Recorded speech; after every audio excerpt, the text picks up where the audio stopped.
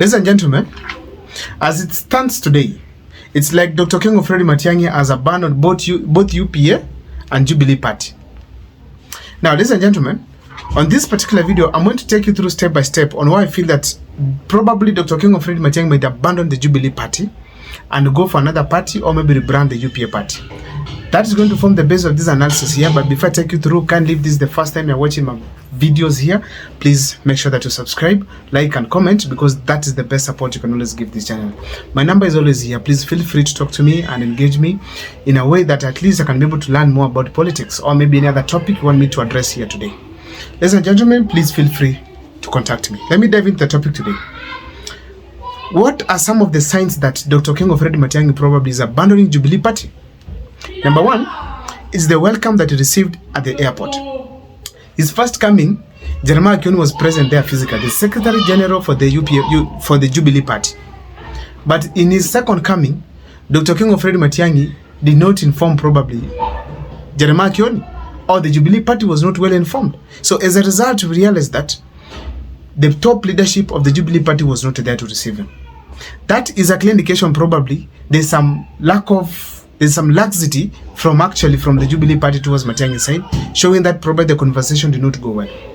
That is the first sign. Now, some of you might take this to be petty, but the fact is that in politics, nothing happens out of mere coincidence. It's always well planned and calculated before we see it in the public. Ladies and gentlemen, another thing I want to say is that right now there's some bit of dormancy. If you see the aggressiveness we had in Jubilee Party, seeing Jeremiah Kioni all over the country, talking about Matiang'i, their presidential candidate, going recruiting people across the country, as we speak today, he isn't doing the same things. Know that the elections are near, but this is the time those things should be happening. But this dormancy is unusual, especially now that Dr. King of Matiang'i has come to the country to engage on serious campaigns. So therefore, as we speak from this channel here today, I want to state that I have sensed there's a problem as far as Jubilee Party is concerned.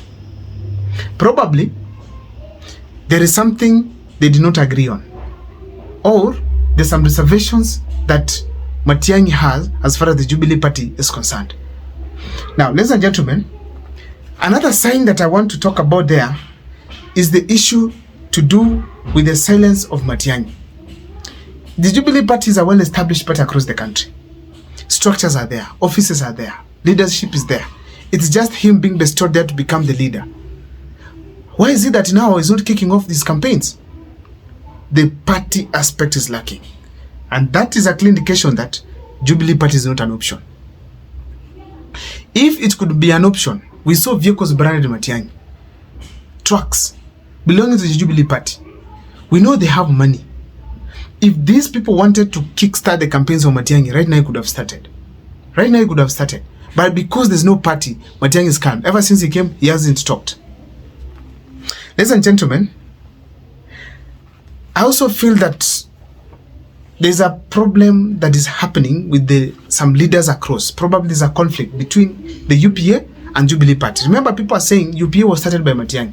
Jubilee Party was started by also Uhuru Kenyatta, and Matiang'i was part of it. So there's a disagreement that is there, which we can tell from the confrontations or maybe the competition they are putting within themselves, especially in the welcome. We saw some branded t-shirts here and there for the UPA party, showing that there's improper communication between the two, indicating that there's a problem that Matiang'i is experiencing. There's a conflict that Matiang'i is avoiding from. Now, what could be some of the other reasons that I feel strongly that could have resulted to Matiang'i avoiding the Jubilee Party? Number one, Gachagua factor. Gachagua does not want any rivalry in the Mount Kenya region, more especially from the people in opposition. So the best thing that Matiang'i can do is to keep off the Jubilee Party, to allow, if Jubilee Party wants to compete with Gachagua in the Mount Kenya region, which is the DCP party, let them be, and let that be conflict. That could be a conflict of Mount Kenya, where there's no external interference from him. Because it cannot be fair that Rigathi Gachagua wants to be president, Matiang'i wants to be president. They are from the same coalition. And then it happens that Matiang'i is competing with Rigathi Gachagua in various ways, because we've seen sentiments from some Jubilee spokespeople saying that they cannot allow Rigathi Gachagua to just proceed with the autonomy of the Mount Kenya region.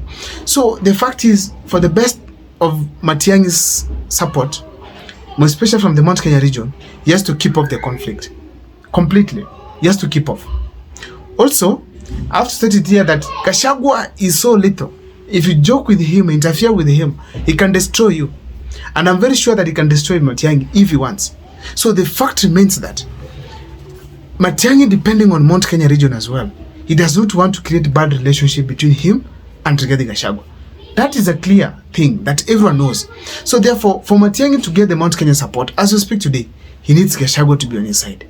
And he cannot rival Rigathi Gachagua and then expect him to compete with him again. I mean, rival Gachagua, then expect as again Gachagua to support him. It will not work. It will not work. So for the sake of the numbers that are in Mount Kenya and the relationship to be created with Matiang'i so that he can get a strong political base, he has to quit the Jubilee Party, of which I believe the reason number one.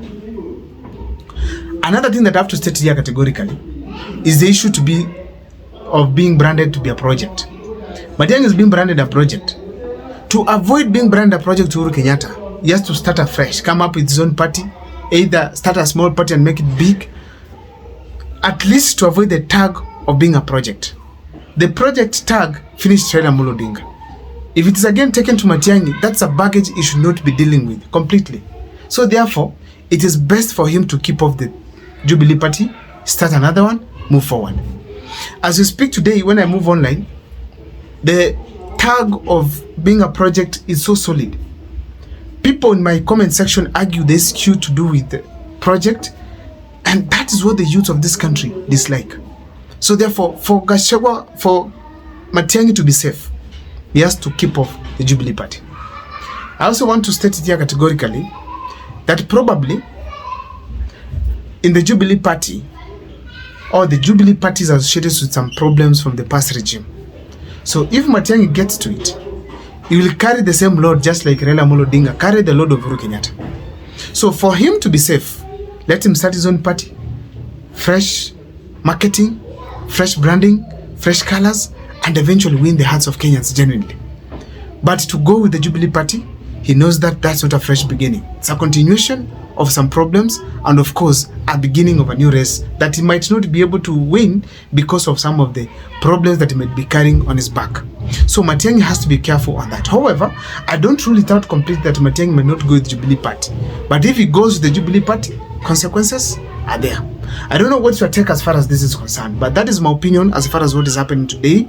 But please don't forget to share in the comment section so that at least we can be at par. We can all have the same reasoning, or maybe I can at least understand what is your divergent opinion. My name is Abel Mokwa. See you next time for more videos. Thank you for the support you've been giving me across. See you next time for more videos.